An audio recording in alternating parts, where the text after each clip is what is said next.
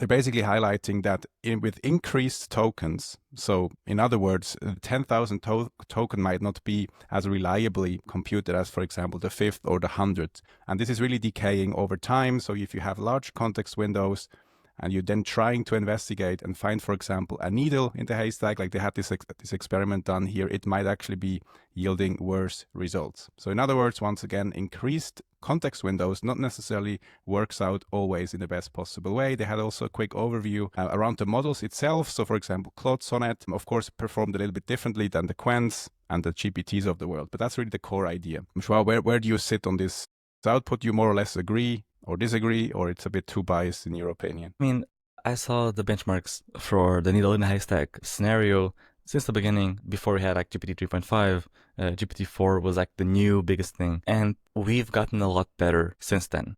And so I was talking about this example with Cyril before the podcast, which is if you give it a book and like a whole book, and you want for a looking for a very specific thing to happen in the story, it can probably find that specific passage, that specific page or chapter, because they did get a lot better. And these context windows, before like you could fit maybe a few dozen pages of the book, and now you can fit like entire books, sometimes multiple pages over, like multiple times over. Gemini has, I think right now 2 million context window. So like you can fit Fyodor Dostoevsky, like his biggest book, which is I think over 1,000 pages.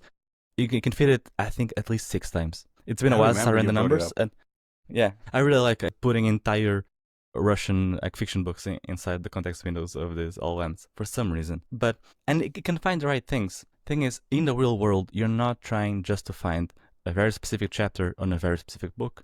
You're trying to correlate different information, different data. So you want something from your database, like from something from a table, you want something from the Excel, you want something that came from an email. So you're showing multiple sources to these LLMs, and you want them to find the right things within all those sources. It might be the case in the real world where those sources contradict themselves, and the model has to pick and try to decide